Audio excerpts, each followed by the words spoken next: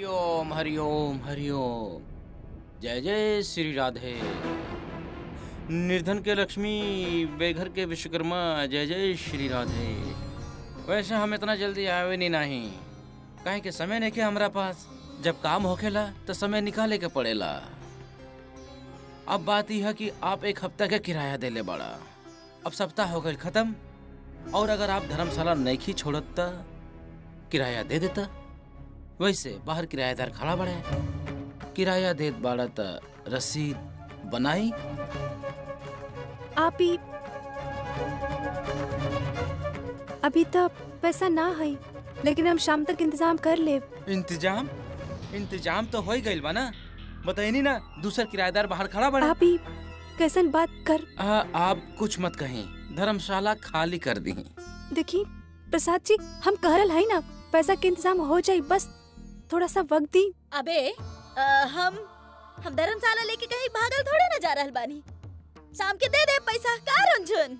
हाँ अरे अगर आप शाम तक रुक जाए तो कोनो केस थोड़ी ना हार जाए। हाँ अरे भाई साहब, हम अपन बिल्लो रानी के लेकर कहाँ जाए, तनी समझो ना। बिल्कुल सही प्रश्न कैला आप, पर एकर हल त विश्वकर्मा जी के पास बा ना। काहे कि बेघर के घर त विश्वकर्मा जी दे सकेले ना। बस आप धर्मशाला खाली कर दी।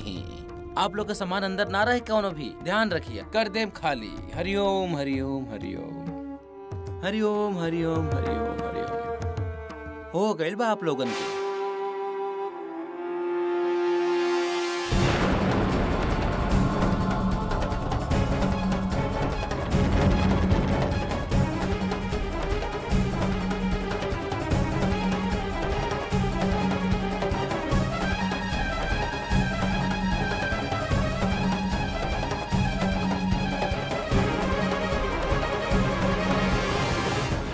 पांडे जी आप आ गए? अच्छा हो गई, आप जल्दी आ गए। आप तो कानपुर गए रह लेना व्यापारी से पैसा लावे खातिर। आप पैसा लेके ये धर्मशाला वाले के मुंह पे मार दी। हाँ हाँ रज्जू भैया, आप देख कर रहा है, ये बुरा समय में सोचे के बिल्कुल टाइम ना है। आप पैसा दी, हमके कानूनी रूप से कब्जा दिलवा दी ना। अबे रज्जू भैया, अबे डूबल जा रहल बा परिवार, आपके धर्म बा बचावे के।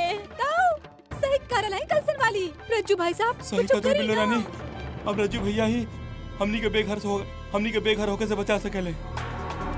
पापा आप कुछ बोलत काहे नहीं के? सब आपसे कुछ पूछे थे पापा। अरे हम कहता नहीं, अरे खराब समय में कन्नौज वाला खराब ना होखेले, अरे बाकी दुनिया भी खराब हो जाला। और ये बात हम अच्छा तरीके से जान गइल बनी। जब बुरा वक्त आवेला ना तो केहू भी साथ में ना होला। और वो व्यापारी के पास हम गई रहनी कानपुर में पैसा लेवे खातिर, तो हमके देखते ही कहे लागल कि रज्जू पांडे जी, हम जैसे ही पैसा के इंतजाम कर ले हम खुद बुला ले बाप के। अब बतावा कहाँ करती हम।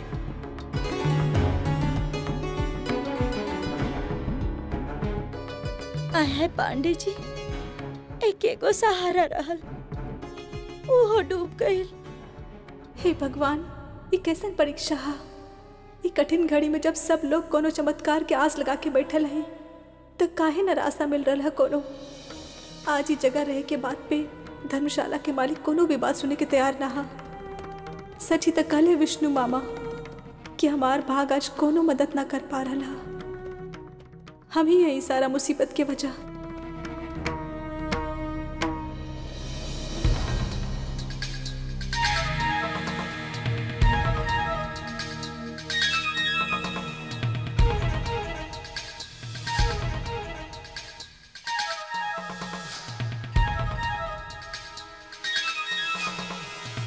ससुर समझ में नहीं क्या कैसे निकाली ओकरा नरक से, कैसे निकाली।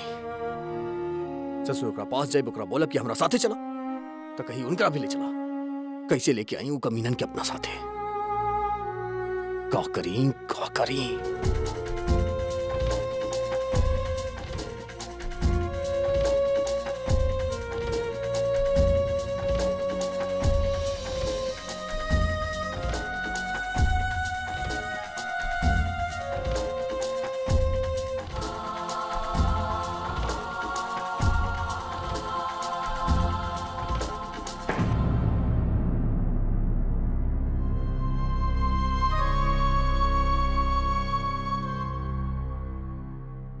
भैया आपसे एगो बात करे के रहे। हम यहाँ से शिफ्ट कर रहा है। कहाँ जाता रे बे? ओ भैया हम और महादेवी पुरनका वाले घर में जा रहा है।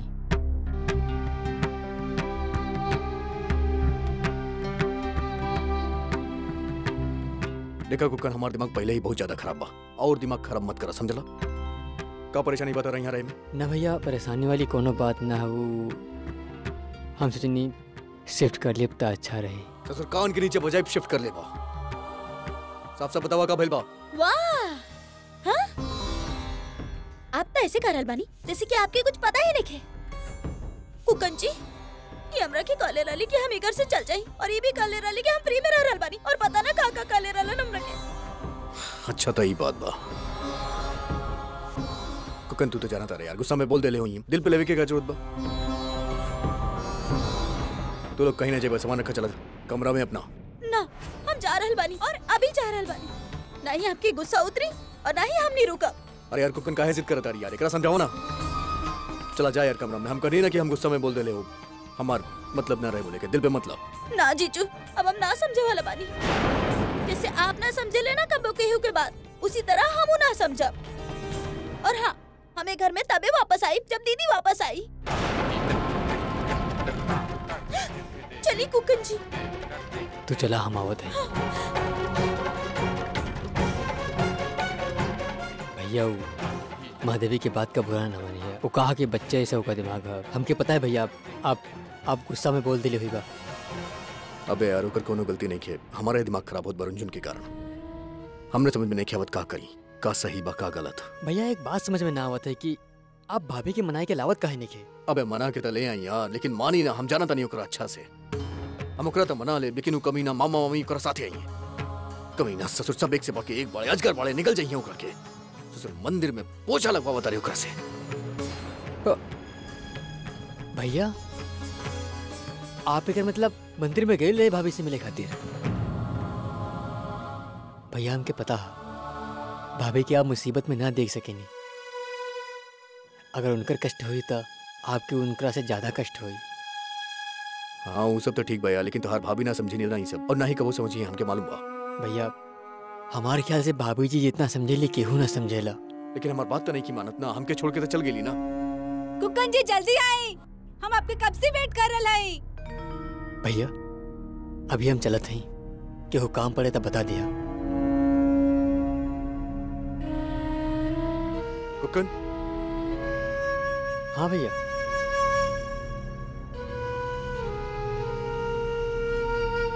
एक काम करवा बेटा हमार। बोलिए ना भैया।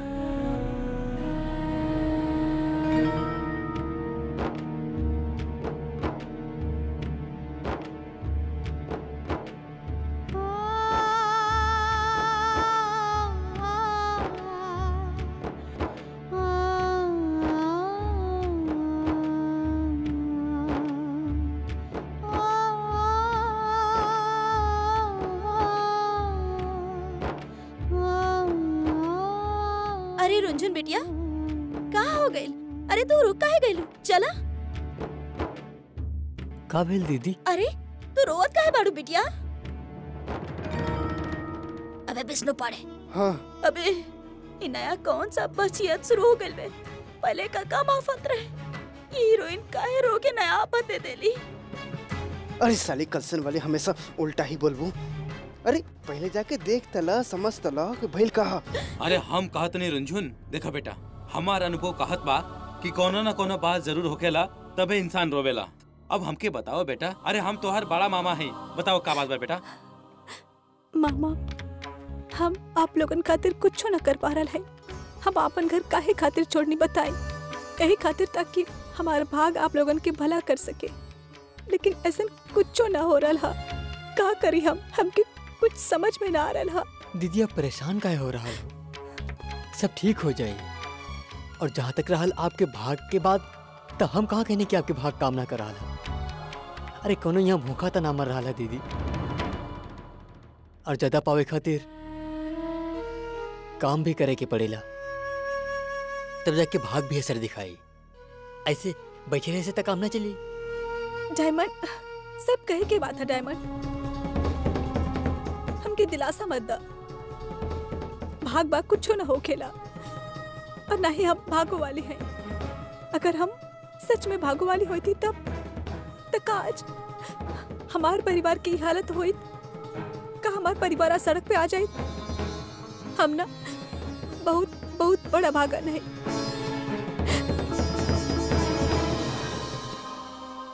ना भाभी, ऐसा कबो न हुई। कुकुन भैया,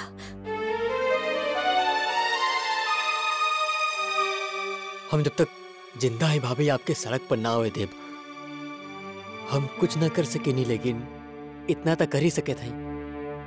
और वैसे भी भाभी, आप हमरा खातिर इतना कर लिया हो कि हम आपके खातिर इतना भी ना कर सके नहीं। भाभी चलिए हमारे साथ, चलिए कक्का। आप सब लोग हमारे घर चलिए। कुकुन भैया, गुड्डू जी के ये सब अच्छा ना लगे। वो बिल्कुल बर्दाश्त न कर पाए कि ये लोग हमारे साथ वो घर में कदम रखें। हमके पता है भाभी, आप सच कह रहा है। गुड्डू भैया ये सोचे कि इनके कदम वहाँ पे ना पड़े, लेकिन भाभी हम पांडे निवास ना जाए। हम अपन घर जा रहा है और महादेवी के घर। भाभी हम पांडे निवास छोड़ दिले हैं भाभी। छोड़ काहे भैया? कब गुड्डू जी और आपके बीच में सब कुछ ठीक है ना? ना भाभी, ऐसा कुछ भी ना है। आप बिल्कुल भी टेंशन ना ली। हमार और भैया के बीच में कबो कुछ हो सकेला का भाभी?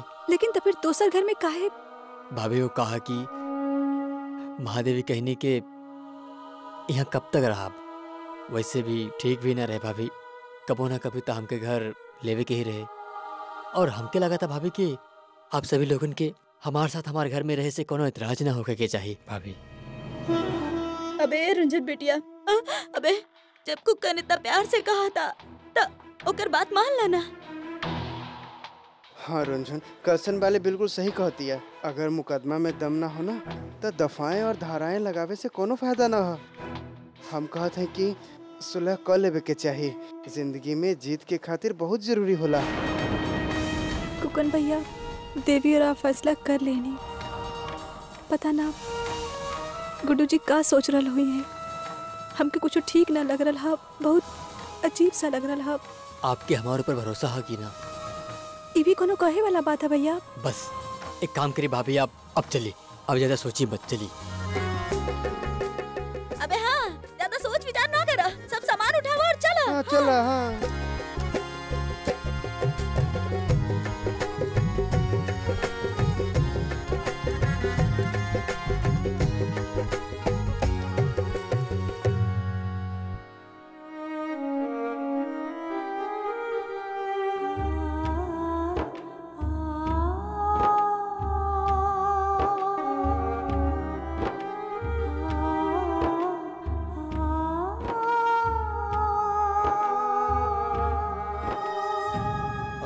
टिल्लू, हाँ भैया। एक बात और बताओ, यहाँ पे बल्ब बल्ब लगा दिया। हाँ हाँ, गुड्डू शुक्ला मोबाइल गैलरी अच्छे से नजर आवे की चाहिए, पूरा जगमगाए चाहिए रात के। हाँ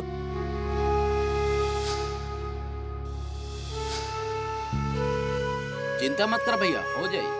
और हाँ हो जाए भैया। हाँ भैया। और हाँ सुना, हाँ भैया। कोनो भी ग्राहक आए पैसा पूरा ले आ, कुछ छोड़िए मत। समझ में आदत रखे? ठीक ठीक। कोनो भी ग्राहक मतलब कोनो भी ग्राहक। ठीक है भैया।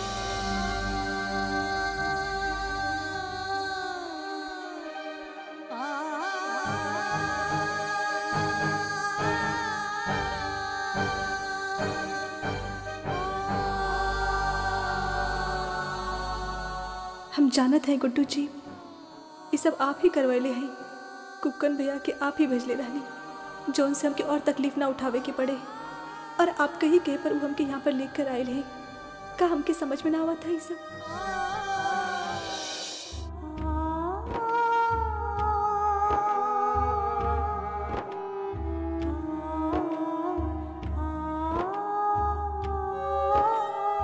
चलिए आप लोग घर में चलिए। एक मिनट, आप लोग ऐजा कैसे आ गए? और आप लोगन के ई के बतैलस कि हम वापस अपन घर में शिफ्ट कर ले ली। हमनी लोगन के आप लोगन से कुछ मतलब नहीं के। आप लोग जा सके नहीं, हमरा के आपकी कोनो मदद ना करे के। आहे देवी, हमर बात तो सुना। हमनी लोगन के ना अपन गलती पर बहुत पछतावा बा। हमनी लोगन ही फैसला कैले बानी कि आज के बाद ऐसन कौनो गलती ना करब जेकरा से तारा के और रुंझुन के कोनो तकलीफ पहुंचे। ताऊ मिट्टू दीदी सही करल है महादेवी। रुंझुना हम सबके माफ कर देले हैं, अब तू हमके माफ कर देना। हम आप लोगन के माफी ना दे सके नी और ना तो हमार दिल में आप लोगन खातिर कोनो जगह बा और ना ही ये घर में। ये घर हमार बा और ये घर में वही हुई जो हम चाहब। मान ना मान हम तो हर मेहमान बड़ाइले हमार घर में रहे वाला। आप लोग प्लीज चल जाएं। पहले तो हमरा के ये बताएं कि आप लोगन के यहाँ के बुलेलस आपके यहाँ पर। ये लोग अपन मन से ना आइल हैं, हम इनकर लेके आइल हैं। का आप ये लोगन की यहाँ बुलेनी, लेकिन काहे? देवी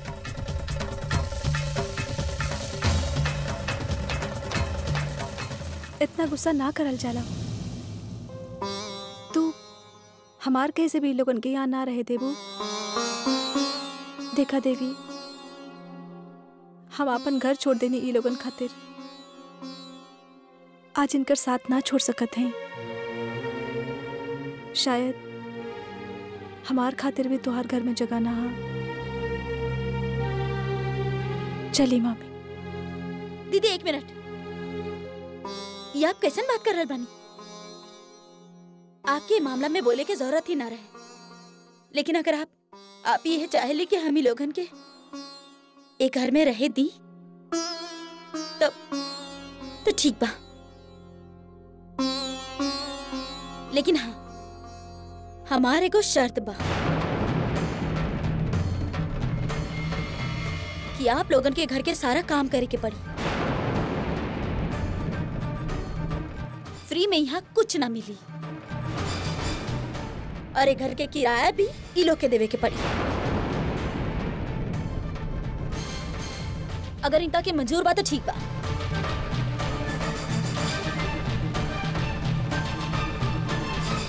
देवी तोहार सारा शर्त मंजूर है और हम वादा करत हैं तो कि शिकायत के कोनो मौका ना दे। अरे दीदी, ये आपके खातिर नहीं खे, ये बात तो हम ई लोगन के कारण बनी। अगर ई लोगन के हमार बात मंजूर बा तब बता दी। आहे देवी, तो हर सब शरत मंजूर बा हमनी लोगन के। तू जौन कहबो ना सब हमनी लोग कर, सारा काम तो हर कर दे। अरे अपन महतारी पे इतना तो भरोसा कर ही सकेलू ना तू। अब हाँ ठीक बा। दीदी चलिए ना, हम आपके घर दिखावता नहीं आई। चलिए।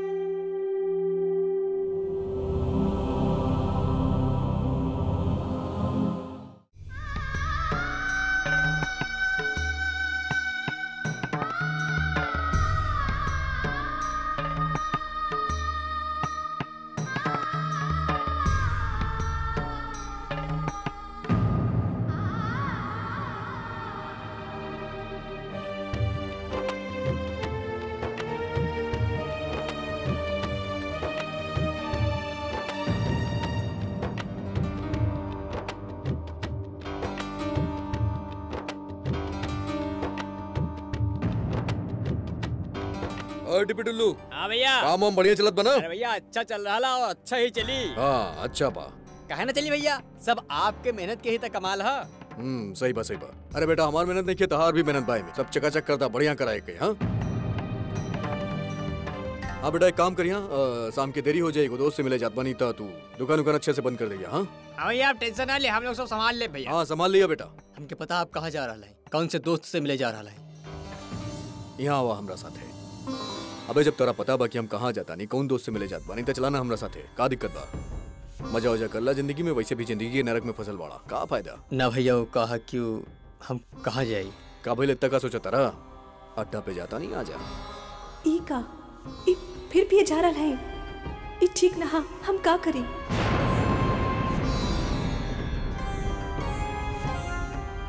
ना भैया आप चाहिए, हम ना जाए। ठीक बा भैया, हमार फर्ज बा तारा समझावल, तुम ना समझत बड़ा तो हम का करी। वैसे भी जन्नत हर इंसान के नसीब में ना हो खेला। चला हम जाता नहीं। हाँ गुड्डू चिप प्लीज मत जाए। वो जगह आपकी खातिर ना हा, हमसे गुस्सा है ना आप, तब इन नाराजगी खुद पे काहे उतार रहा है। वो नर्क में मत जाए, प्लीज मत जाए। बोल ले लू जोन बोले करे।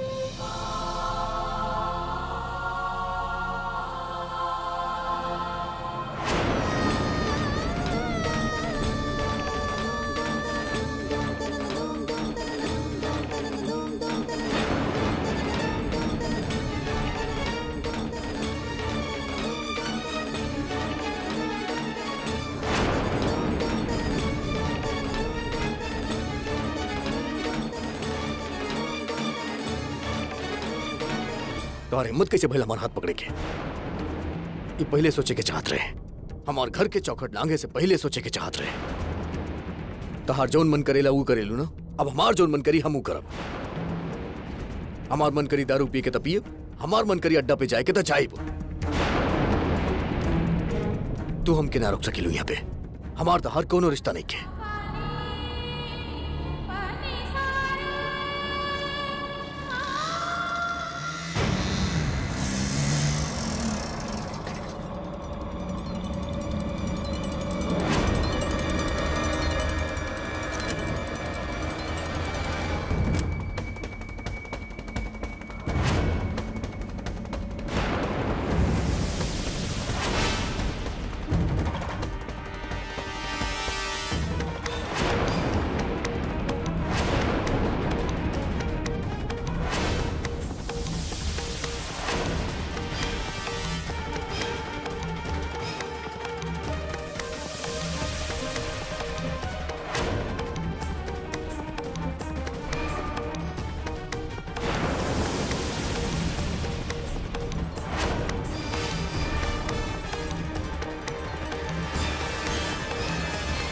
चले भैया।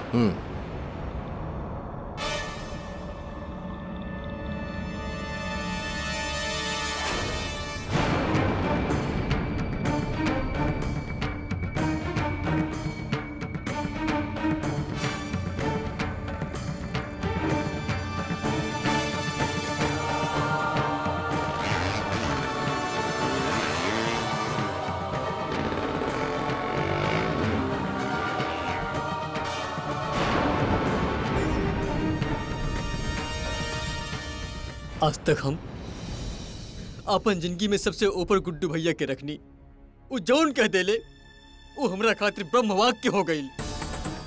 कबो भी मन में ही ख्याल ना आयल कि हम उनकर कहल काहे करी, बल्कि हमेशा यह सोचते रहनी कि कैसे करी। अच्छा बुरा ऊंच नीच कुछ ना कबो ना सोचनी, यहाँ तक अपन जिंदगी ससुर दांव पे लगा देनी उनकरा ही कहे पे जबुआ के गलती सुधार रहा है।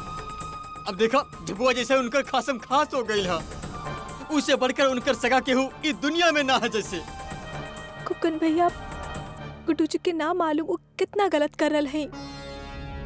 हमके तो ये बात के डर है कि उनकर गुस्सा उनकरा से पता न का करा बैठी। भाभी ऐसा का गुस्सा कि आदमी सही और गलत के फैसला ना कर सके। कुकन भैया आप देखते रहा है ना, गुड्डू जी जब्बू के साथ गए है, एकर मतलब वो ओकरा ही सही समझत है, लेकिन ना हम उनकरा के रोके के पड़ी। आप हमारे को मदद करब। बोली ना भाभी, हमके गुड्डू जी के पास ले चली ना, हम उनका वापस लेके आए। ठीक है आप रुकी, हम गाड़ी लेके आवत हैं।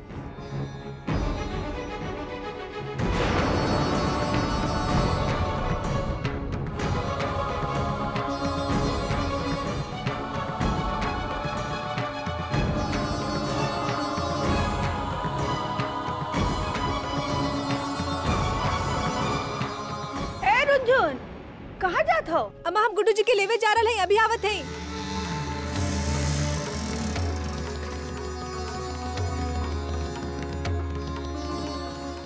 हे भगवान, कैसन विधान हो तुमरा। बजर गिरावे चाहत हो तो ओका लिए सबसे कमजोर इंसान चुनत हो। हे ऊपर वाले, कौन दुश्मनी हो तुमरा हमरी रुनझुन से? अरे का नहीं की हमरी रुनझुन गुड्डू के खातिर। अरे गुड्डू को बदले खातिर अपन पूरा जोर लगा दी, और कितनी परीक्षा ली हो प्रभु।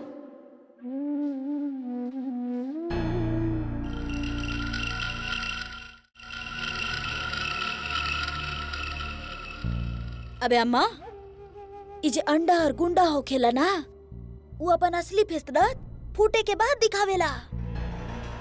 अब देखा जरा अम्मा, देखा ये तोहार जोन जमाई राजा बा वो का गुल खिलावेला। यही से ना अम्मा, हम तारा लाख बार समझेले रहली कि लोगन के कोनो दीन ईमान ना हो खेला अम्मा। जोन औरत के आदमी गुंडा हो खेला ना, ओकर ये तरह से एक दिन ना जाए के पड़ेला दारू के अड्डा पर। ए कलसन वाली, जबान संभाल के बात करो, लगाम दो जबान को। ये गुड्डू का पुण्य प्रताप है कि 2 वक्त की रोटी मिलत है तुमका, ओका एहसान मानो। वो ले चली जात हो। अरे चाची, यहाँ खड़ा खड़ा का कर रहल बानी आप? यहाँ हम आपके मजाक करे खातिर रख ले बानी? इतना सारा काम पड़ल बा, क्या करी? कलसन से कहा आपके लोग आई हैं काम करे खातिर? जल्दी आके साफ सफाई कर ली, वरना याद बा ना घर से निकाल दे। और अम्मा, हम अभी नीचे आ रहल बानी। हाँ, कल के पैदाइश की महादेवी हमरा भूसा के भाव दौलत आड़ी। ए चाची, हम कहले रहनी ना आपके घर पे बहुत सारा काम बा, तो ऐसा करी जाके बर्तन साफ करी, ठीक बा? जाई जाई। हाँ हाँ, जाता नहीं।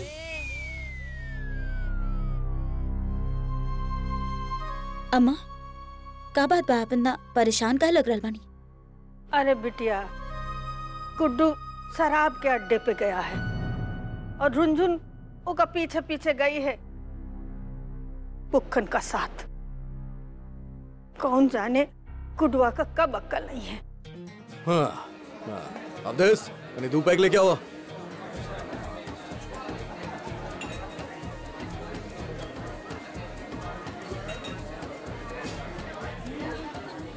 भैया, हमार मन में एगो प्रश्न उठा था, आपके आज्ञा है तो पूछी? अरे हाँ यार, पूछा। जौन पूछे चाहत बड़ा बिंदास पूछा। वो कहा है न कि आपके हमारे साथ देख के रुंझुन भाभी या कुक्कन के अच्छा ना लागल। हम भाभी के दिल न तोड़ल चाहत रही, लेकिन खाम हमार वजह सुनकर दिल टूट गई। अरे बेकार के बात सोचा तारा तू। अरे तोहार भाभी तोरा बारे में का सोचली, ओके का फर्क पड़ेला? अरे हम ना सोचली ओकरा बारे में, तो तारा बारे में का सोची हो? अरे भाड़ में जाए तोहार भाभी, हमरा मन में जौन करी हम करब, समझ में आई तरह की? अबे अवधेश का अगला साल लेबे का? लाया भैया। हाँ, फटाफट लेके आओ जरा। लीजिए गुड्डू भैया।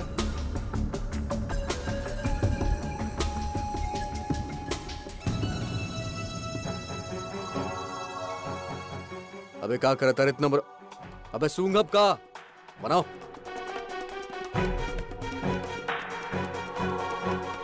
चला जा, खाए खातिर लेके आवा कुछ।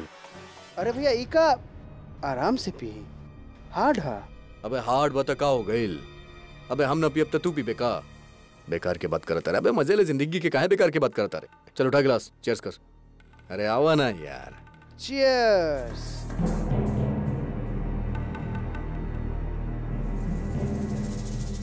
साला गजब हो गई लीता, भगवान भी हमार मदद करा था।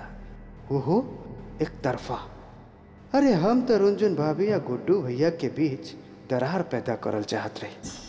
साला अब समझ में आए कि वो दिन गुड्डू भैया हम क्या आसानी से काहे माफ कर देलस। भैया आपके माफ कर दे भैया। अरे हमसे गलती हो गई भैया, हमरा से गलती हो गई।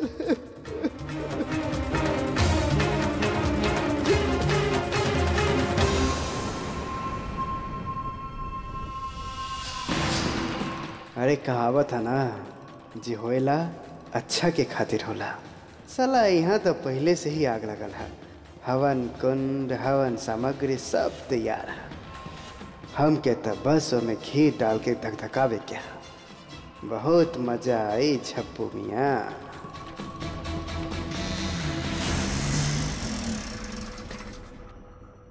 आई भाभी, आई।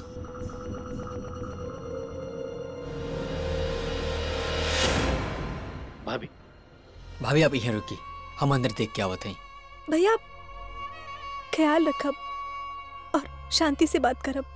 गुड्डू जी बहुत ही गुस्सा में है, वो कुछ बुरा भला कहता, उनकर बात के बुरा ना मानब। बस कोनो भी तरह से उनका बाहर ले आई भैया। आप चिंता ना करी भाभी, हम पूरा कोशिश करब। आप यहाँ रुकी, हम अंदर देख के आवत हैं।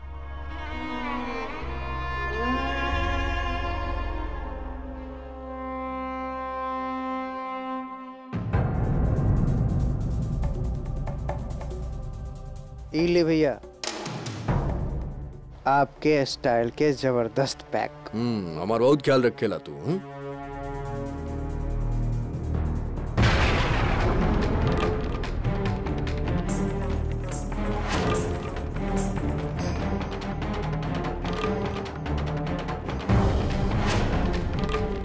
बस भैया बस, अब रहाई दी और चलिए हमारे साथ अभी।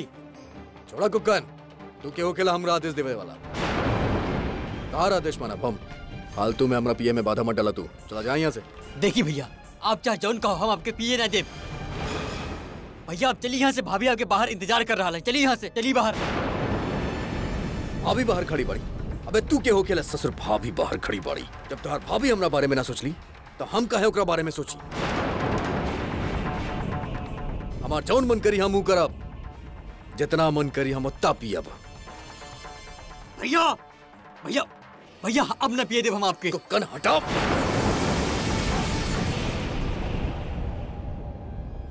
गिर जाइबा। छोड़ ससुरा। ससुर हम गिरी ना गिरी, लेकिन तू भैया के गिराए के ही दम लेबा। इस ससुर जौन कुछ हो रहा है ना, सब सब सब तोहरे वजह से हो रहा है। तू ससुर भैया के ना बर्बाद करके छोड़ीबा। ससुर तोहरा के ताम ना। कुक्कन, ससुर तोहार हिम्मत कैसे भइल हमार दोस्त पे हाथ उठावे के? तू ससुर तोहार भाभी के चमचा रहा ज्यादा अच्छा बा। हमार पंगा में टांग मत अड़ावा। ससुर तोहार भाभी हमके छोड़ के गेल रही। हमके अब जौन करे के बाबू करे, हमके कोनो परेशानी नहीं है। ससुर धड़ाम से वो आसमान से नीचे गिरी तब समझ में आई ओकरा। चला जा ससुर, निकल ला, हमके परेशान मत करा, हमके पिए दा। भैया आप भाभी के हमेशा गलत साबित करे में काहे लगल रहे ले? जौन मन में आयल बक देली। कुछ तो सोचा करी, कुछ तो समझा करी। कुक्कन, बात के बढ़ावा मत, जा यहाँ से। माहौल खराब करे के जरूरत ना है। जा।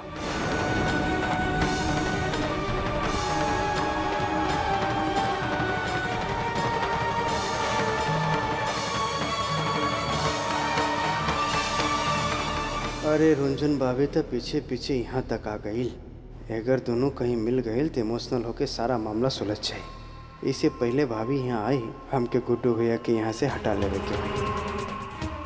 भैया माहौल खराब हो गए यहाँ के, चलिए कहीं और चलते हैं। चलिए।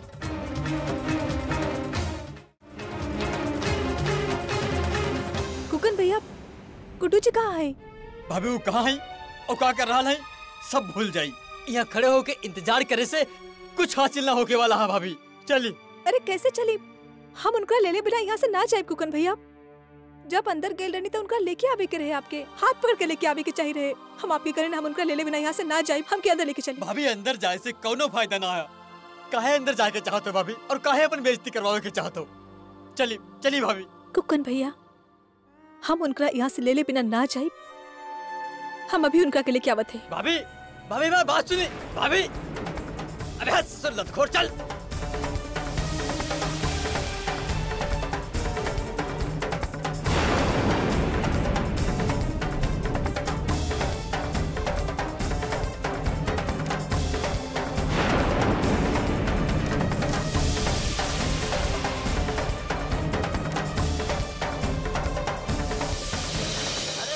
अनारकली केहू ओकरा का बुलावा भाई, ना तो इंतजार में हार्ट फेल हो जाए। बुलाओ भाई, बुलाओ अनारकली की बुलावा। अरे अनारकली कहाँ मारो? बुलावा। अरे बुलाओ अनारकली के। भाई बड़ा दिन बाद बुलाओ अनारकली के बुलावा। अरे क्या कर रहा तू लोग? भैया बुलाओ। अरे अनारकली, अरे क्या कर रहा लो? अरे आई जा। अनारकली म्यूजिकल नौटंकी, चली का अंदर? अरे बुलाओ भैया।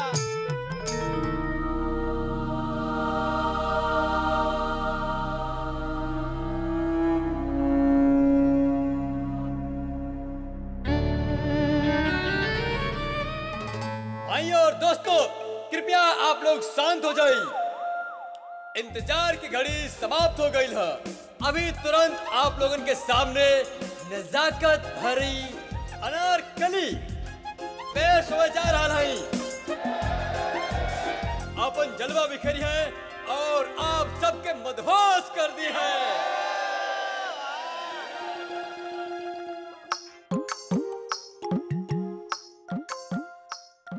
वाह बेटा जग्गू, एकदम सही जगह आयल बड़ा। जल्दी बुलाओ जल्दी।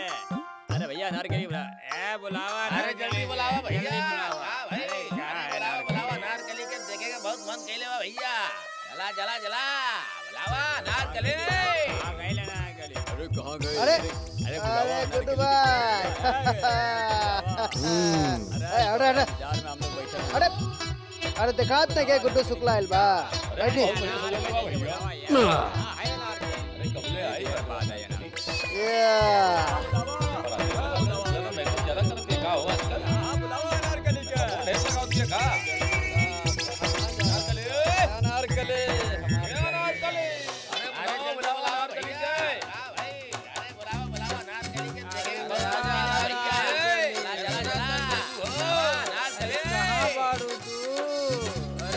बाहर निकलबू। अरे तोहरा इंतजार में मरल जा रहा है हम। अरे मिला नारकली। अबे कहाँ यहाँ मच्छी बाजार नगल बा, चलना सर दर्द होत बा हमार, चल। अरे भैया भैया अबे छोड़ना। 5 मिनट रुकी ना। देखो कैसे 5 मिनट में बात करारा माहौल हो जाएगा। छोड़ना। खाली 5 मिनट भैया प्लीज। अबे काहे के 5 मिनट सर दर्द होत बा हमार, मच्छी बाजार बनल बा, चल। अबे छोड़ना। अरे चल, अरे सर दर्द होत बा, चल। अरे छोड़ा यार। अजी रुकी त सही, हमार आंख इश्क के गहरा समंदर बा। जाए के ही बा तो डूब के जाई।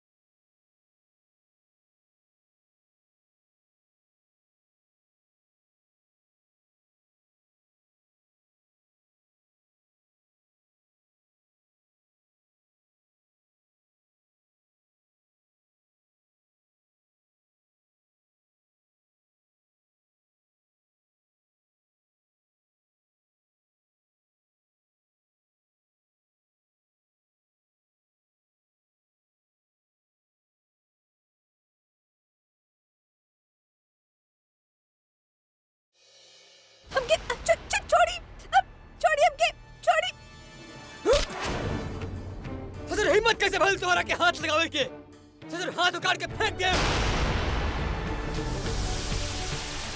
अबे बैठ बैठ ना तो एक थप्पड़ मारो सब नशा उतर जाई। भाभी भाभी आप हमारी बात मानिए। भाभी आप सुनी गुड्डू भैया वहाँ पर मिल हमारी बात सुनी वो जहाँ भी हुई है चले ही आप चलिए आप चलिए यहाँ से चलिए चलिए भाभी जी चलिए आप यहाँ से चलिए यहाँ से चलिए। चला संभाल के। अरे अनारकली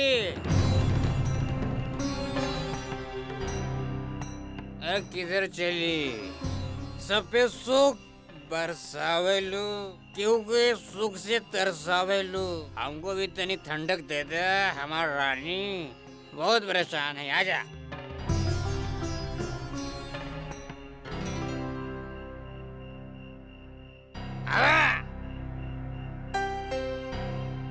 आवा ना ससुर दुनिया के नाच के रख दे। आवा आवा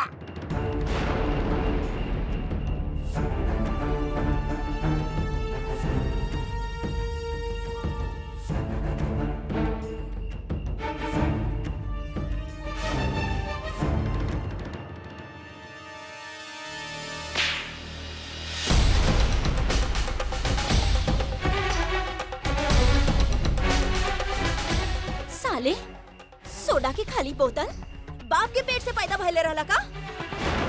खबरदार जागे से ऐसन गलती कैला ऐसन धोइब ना कि सीधा जाके बीवी से राखी बंधवाइबा।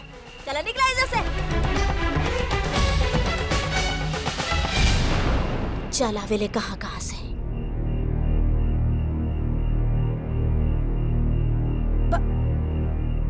अरे गुड्डू तू हैरान मत होगा। ये सब तो रोज के ड्रामा बा। तू हमरा साथ चला। अरे आवा।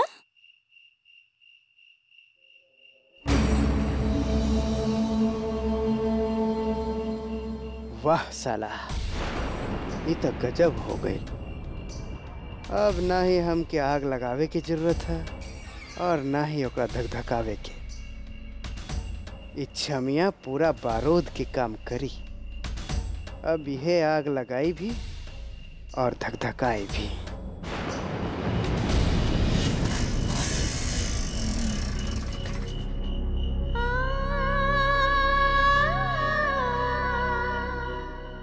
अम्मा कहाँ बेटे काय रोत हो? सुनो हमरी बात सुनो। गुड्डू कहाँ है? वो नहीं आया तुम लोगन के साथ? अच्छा बिटिया हम समझ गए। अरे देखो बिटिया ऐसे रोने से कोनो काम नहीं चलेगा। शांत हो जाओ, धीरज रखो। ऐसे हौसला खो दोगे तो गृहस्थी कैसे चली है? बिटिया ना रोवा। अरे आग हमनी लोगन लगे ले रही और जला ताड़ू तू हमनी लोगन के हाल पे छोड़ देले होग तो ना आज ही नौबत तो ना देखे के पड़त ना। काहे कैलू ऐसन? अरे काहे रोए रोए के हमने के ऊपर पाप चढ़ावा रहल बाड़ू। अम्मा हम तो सबके भला करे निकलल रहनी, लेकिन हम खुद ही बुरा बन गए नी। जिंदगी से जीते चलल रहनी अम्मा, लेकिन सब कुछ हार गई नहीं। अब हम कुछ भी कर ली, कितना भी कोशिश कर ली, अपन जान भी देती, तभी गुड्डू जी वापस ना आई है हमारे पास। अरे बिटिया ऐसा नहीं बोला जाता है, ये अशुभ है। अरे तुम काहे मरियो? हौसला रखो बिटिया, हौसला रखो, सब ठीक हो जाइए। अम्मा अम्मा ये जौन कुछ भी हो रहा है ना सब ससुर झब्बुआ की वजह से हो रहा है। झब्बू? भैया ओकरा पहचान त पा ना रहा है और उ ससुर सगा बन के चमगादड़ जैसे चिपक गई है। भैया के नशे में कुछ अच्छा बुरा के समझ होके लेना और उ ओकर फायदा उठा रहा। अब तो उ जौन कहा था भैया वही करत है। हम इतना खुश बानी कि तू हमरा के मिलला। चलो तू लोग बाहर जा। चल आजा बैठ जा।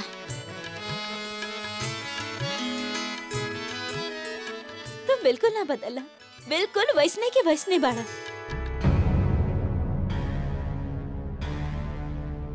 अरे तारा के का हो गई? ओए गुड्डू, तू तो हमारे साथ ऐसा पेश आ रहा बड़ा जैसे हम तोहार दोस्त नीलू ना कि और बानी। अरे भूल गए लगा हमरा के? लगा तो सब भूल गए।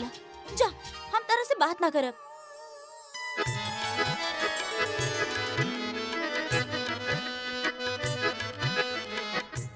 मिलने बड़ा मुद्दत के बाद दिल डरल डरल सबा, बीत जाए नहीं मंजर जौन हरा हरा सबा।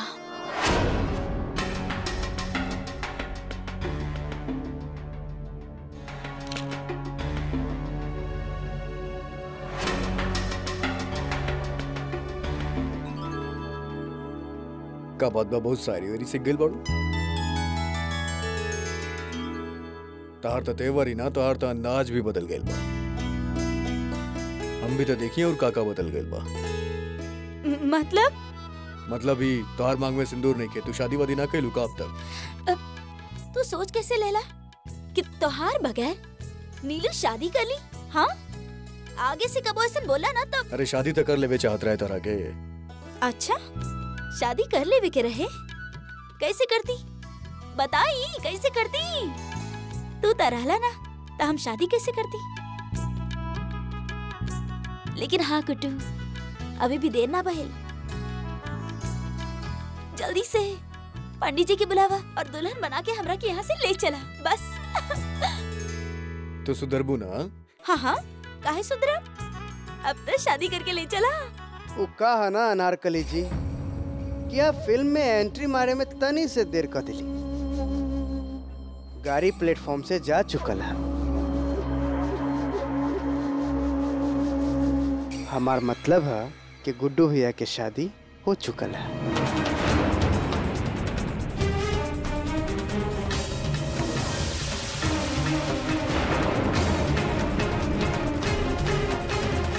नहीं, ये सुनने से पहले हमार कान काहे ना फट गइल? ये जमीन काहे ना धस गइल? ये तंबू काहे ना टूट गइल? ये आसमान काहे ना फट गइल?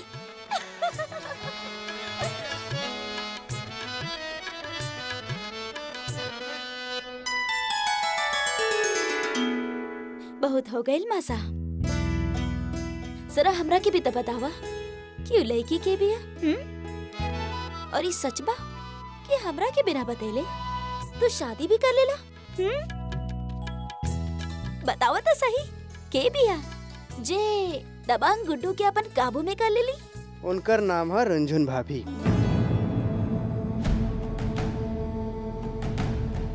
और हाल फिलहाल में वो गुड्डू भैया के धर्म पत्नी ना, कर्म पत्नी और सब कुछ है। तो बेहतर हुई कि आप भैया से दूर रहें। फिर बंद करा अपन बकवास। फालतू बकत रहे ले।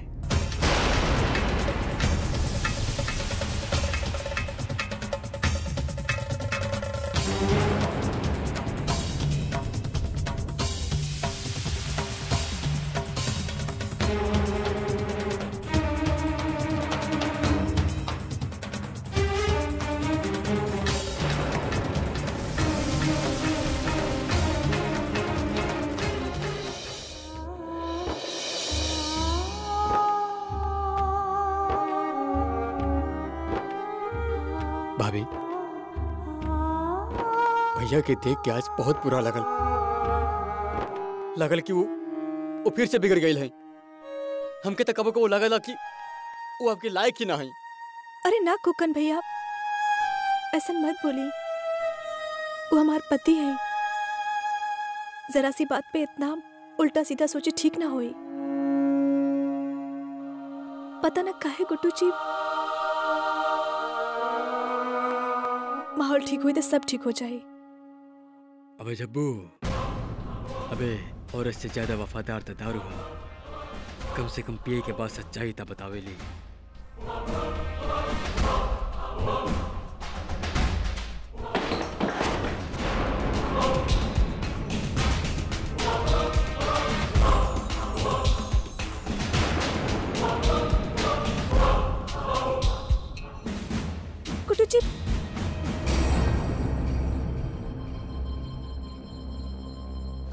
भाभी आप रहे देना, हम संभाल ले भैया के।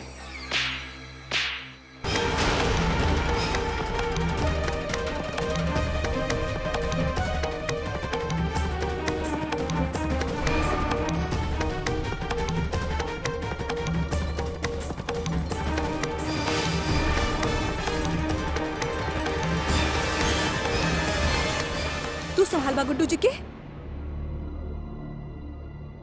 तोहर हिम्मत कैसे भइल इनकरा से मिले के? बोला।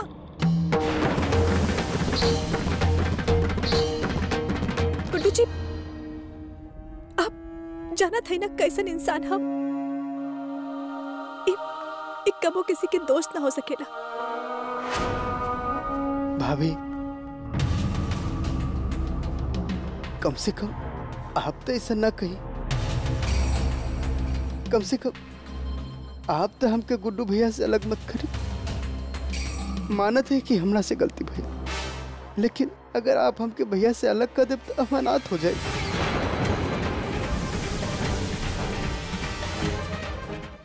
अपन छोट भाई समझ के माफ कही थी।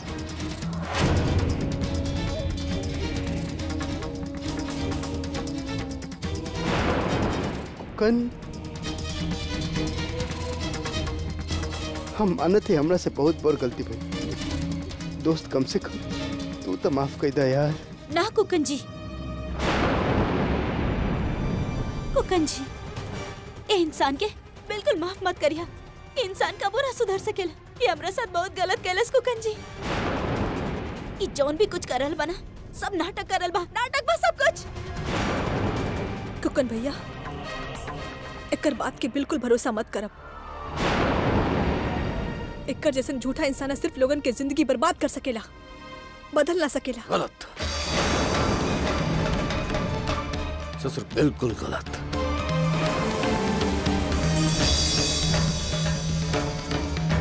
हम तोरा के बताओ तानी के ना बदल सकेला।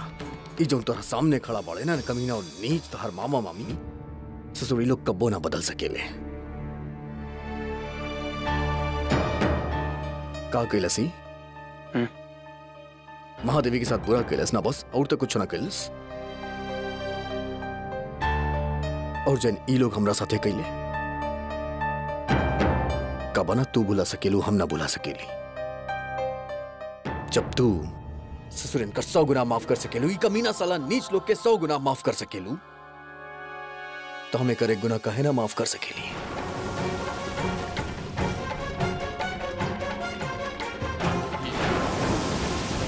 तोहर हिम्मत कैसे भइल? हाँ, ई कमीनन के हमार घर के चौखट के अंदर घुसे खातिर।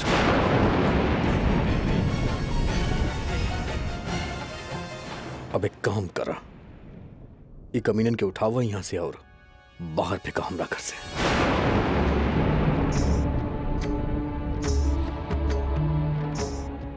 अगला 5 सेकंड में अगर ये लोग हमरा घर के बाहर ना गईले तो हम ये लोग के क्रियाक्रम कर देब।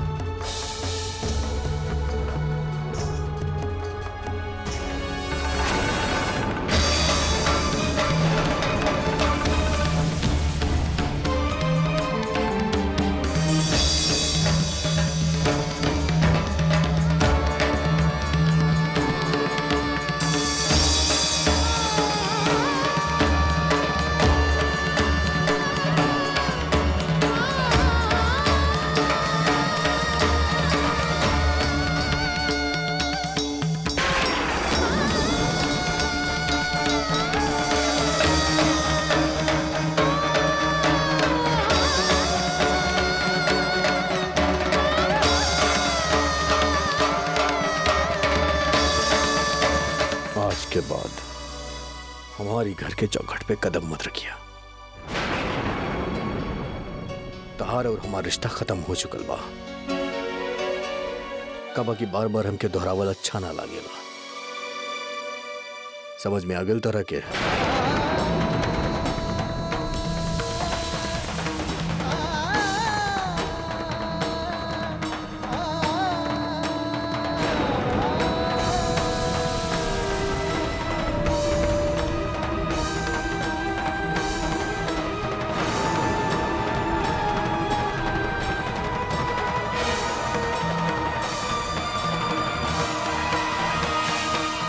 चलिए भैया हम आपके कमरा तक छोड़ देते हैं। रुक जाओ झब्बू, खबरदार जो अंदर गए तो। ए गुड्डू बेटा, अंधियारा में चमगादड़ का बुलबुल नहीं समझो। अम्मा काहे जब्बू ना रुक सकेला हमरा साथे। हमार मित्र बा, हमार दोस्त बा, और अम्मा ही हमार घर बा गुड्डू शुक्ला के। यहाँ पर हम फैसला करब के रही क्या ना रही। तो एजे रबा हमरा साथे। ससुर हम भी दिखब तो रखे के बाहर निकाली। चला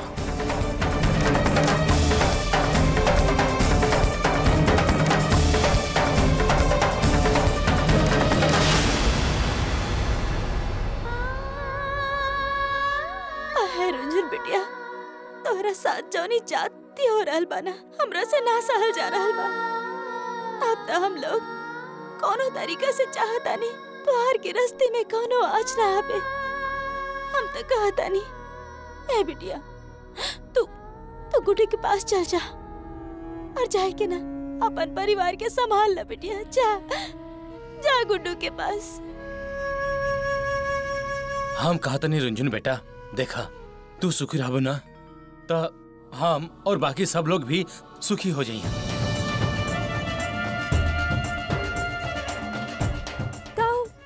और ना तो का। अरे रज्जू भाई साहब बिल्कुल सही कह रहा है रुंझुन। तू अपन गुड्डू जी के संभाला, उनका रास्ता भटके मत दा रुंझुन। हमार फिक्र तो बिल्कुल मत करिहा। हम तो बहुत ही खुश हो जाए तू ऐसा करबा था। काहे मिठू दीदी? हाँ रज्जू भाई साहब तो अरे हम लोग मुसीबत में है ना, तो मेहनत करब, हम काम करब। काहे बंटू जी सही कह रहा है कि ना? बिल्लो रानी 16 आना सही कहा तो बिल्लो रानी। रंजन ये सब हमसे देखल नहीं जात। तू हम लोग के चिंता मत करा, तू जा और जाके अपन जिंदगी संवार ला। अबे हीरोइन, अबे आज तक ना कलसन से लेके आई जाता हमार पीठ नोचे खचोटे के ही बात करत रहनी। अबे हीरोइन, आज जो न हमार कलेजा बाना वो निकलल जा रहा बा। तू ना हमनी लोगन की चिंता ना करा। अबे सब मिल के थोड़ा थोड़ा काम करब ना, तब पांडे निवास की इज्जत फिर से आ जाई। आज हम पहली बार ना दिल से तरह के कुछ कहा था नहीं। अबे लौट जा गुड्डू के पास, नहीं तो ना गुड्डू के फिर से ना सुधारे में तरह के जमाना लग जाई। हाँ रंजन बेटा, देखा फैसला की घड़ी आ गई है। जाकर अपन दाम्पत्य के संभाला, ओकरा संवारा संभाला, बचाला ओकरा। हमार फिक्र छोड़ दो, हम सब ठीक हैं, सब ठीक हो जाए।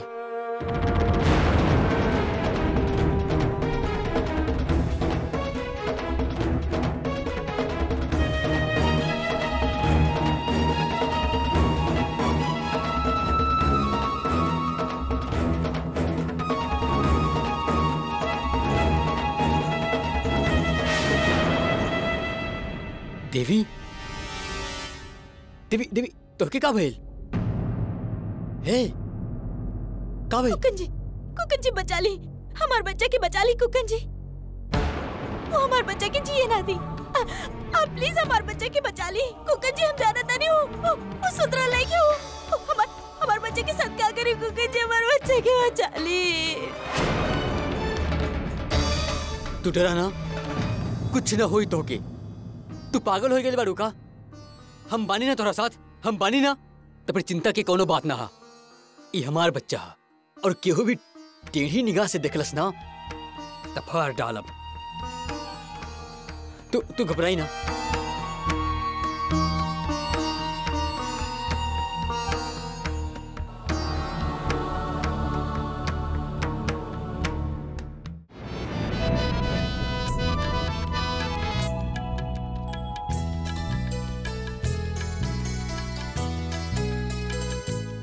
वो दिन भी कितना कमाल के रहे। एकदम ढिंचा। कितना मजा आवत रहे गुड्डू के गुस्सा दिलावे में। वो भी नहीं गो अजीब सा पागल रहे। लड़ झगड़ के भी कोनो काम फाइनल ना करत रहे बिना नीलू के। और जब काम हो जात रहे जनाब के तो ना कोनो शुक्रिया ना वुक्रिया कुछ भी ना, एकदम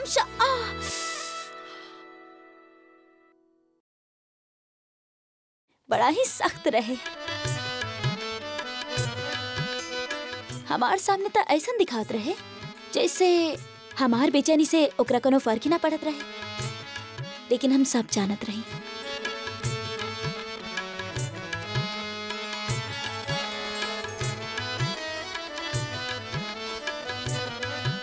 का भइल जौन हमनी एक ना बहनी, दूर भी तो नहीं की, कुछ भी ना बोलले बानी, सब याद बा, वो बितावल पल सब कुछ याद बा। सच अच्छा बितावल दिन दिलो दिमाग में एकदम फोटो फ्रेम के जैसन छप जाला, ए फोटो फ्रेम के जैसन ढिंचाक तरीका से।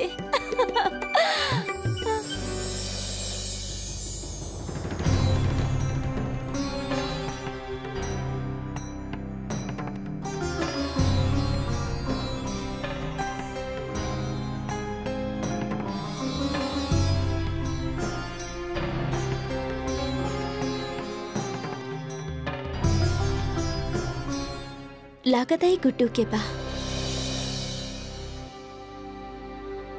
ये कढ़ाई कितना अच्छा बा।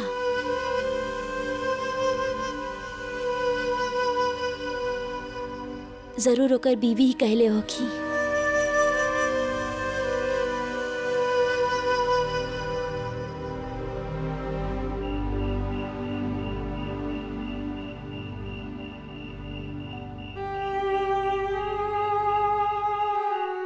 अपन मर्जी से जात तबाड़ो, लेकिन एक मतलब ये नहीं कि अपना मर्जी से वापस आ जाएगो। ये घर के चौखट अगर तू लंघ लू तो मतलब ये घर के अलविदा कर दे।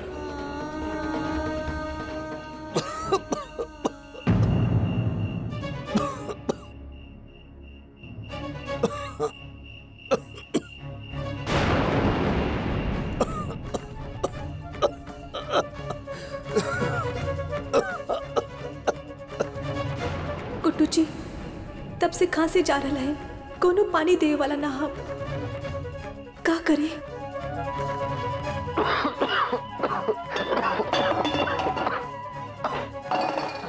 भैया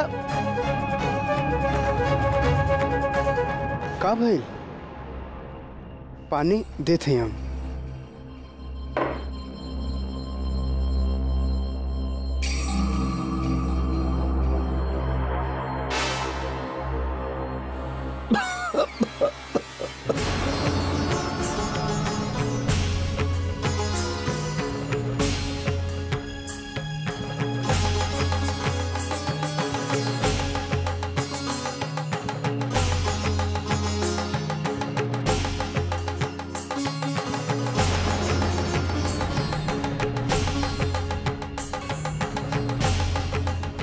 अच्छा, रंजन भाभी दूरदर्शन में लागल बिया, सब देख डाली। साला अब तो लाइव टेलीकास्ट बंद करे के पड़ी।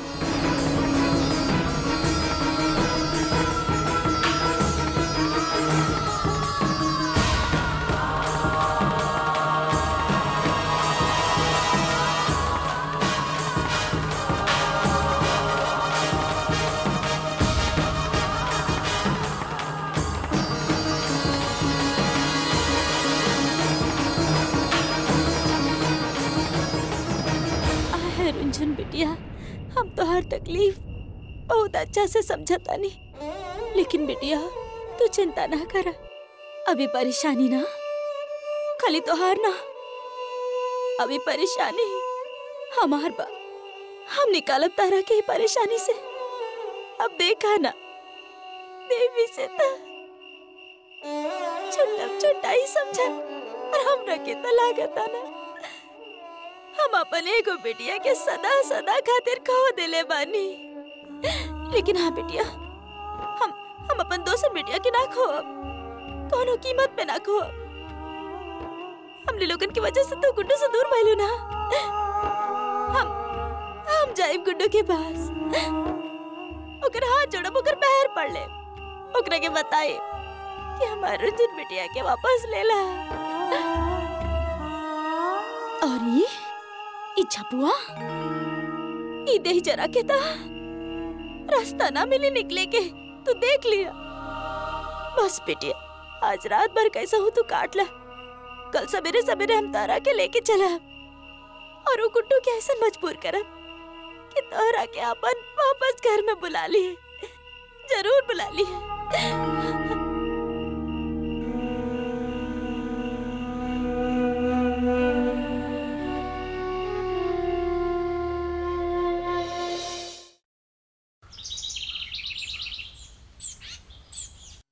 रंजन, रंजन, रंजन, हमरा पास आजा रंजन। हम ना रह पाए तोहरा बिना। ओ धर्म पत्नी, हमसे दूर काहे जाता रू? ससुर बहुत प्यार करेली तोहरा के, ना रह पाए तोहरा बिना, ना रह पाए तोहरा बिना, हम ना रह पाए। हमरा पास आजा। मोहब्बत के चिंगारी अंदर ही अंदर सुलग रहा छप्पू मियाँ। इससे पहले कि विकराल रूप धारण कैले और एकर पता रुंझुन भाभी के चल जाए, एकरा यहीं बुझावे के पड़ी।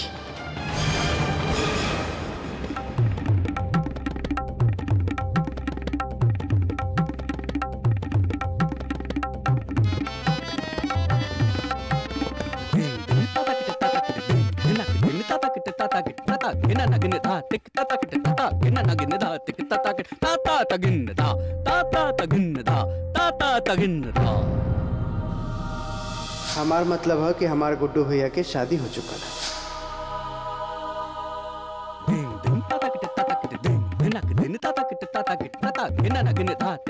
उनका नाम है रुंझुन भाभी और हाल फिलहाल वो गुड्डू भैया के धर्म पत्नी ना कर्म पत्नी है सब कुछ।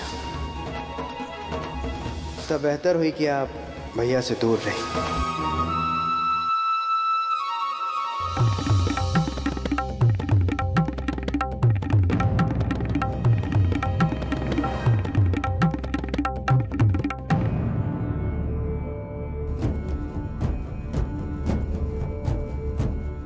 भाई हमार अनारकली रुक का गईली। ओ कुछ ना मास्टर जी, ऐसे ही बस आज दिल ना कर रहल बा। आज दिल ना कर रहा, दिमाग खराब कर देली।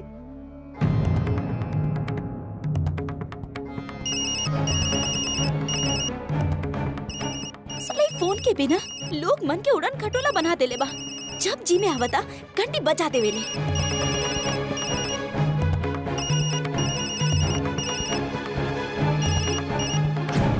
हेलो, के बोल रहल बा? अनारकली जी। हम बोल रहे हैं गुड्डू भैया के दोस्त जब्बू। कल रात क्या रहे ना उनका साथ आपके यहाँ। हाँ हाँ पहचानी पहचानी। बोला का काम बा? का बताइए आपके। कल पूरा रात गुड्डू भैया सिर्फ और सिर्फ आपके बारे में हमरा से बात करते रहे। सच? आपसे अच्छा डांसर थे पूरा दुनिया में है ही ना। और जिद कर रहा कि फेनू से आपके डांस देखल चाहता है। तो अगर आप कहीं तो आज शाम के हम दोनों आदमी आपके डांस देखे आई। अगर एक कलाकार के ओकर असली कदरदान मिल जाए तो एकरा से अच्छा बात और का हो सकेला। हमें पूछे खातिर फोन के लिए रहे कि आज आपके प्रोग्राम कहाँ पर हो रहा है? रेलवे फाटक के पीछे पुराना पोस्ट ऑफिस के बगल में। ठीक है, हाँ माँ गुड्डू भैया दोनों वहाँ पहुँच जाए। हाँ हाँ जरूर, हम इंतजार करें।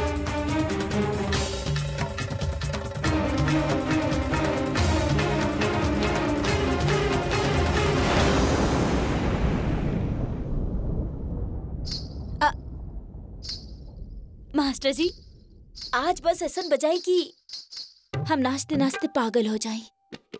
पागल हो जाएं हम। माशाअल्लाह, बजावा। ताता गिट ताता गिना ना गिने दा टिक ताता गिट ताता गिना ना गिने दा टिक ताता गिट ताता ता गिन दा ताता ता गिन दा ताता।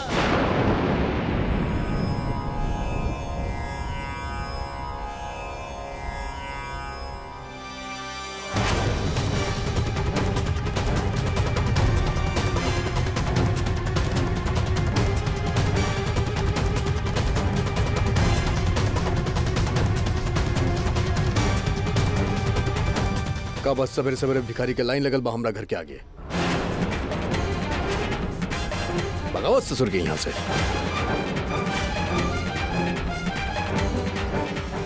एक कम करा, छुट्टा पैसा दे और भिखारी लोग के भगाओ यहाँ से। आहे गुड्डू, अरे हमने लोग घर में ऐसा कैले बानी, तारा के बहुत दुख पहुंचले बानी ना। बहुत अच्छा करताड़ा हमने लोगन के साथ में, जितना बन करे उतना बेइज्जती कर ला।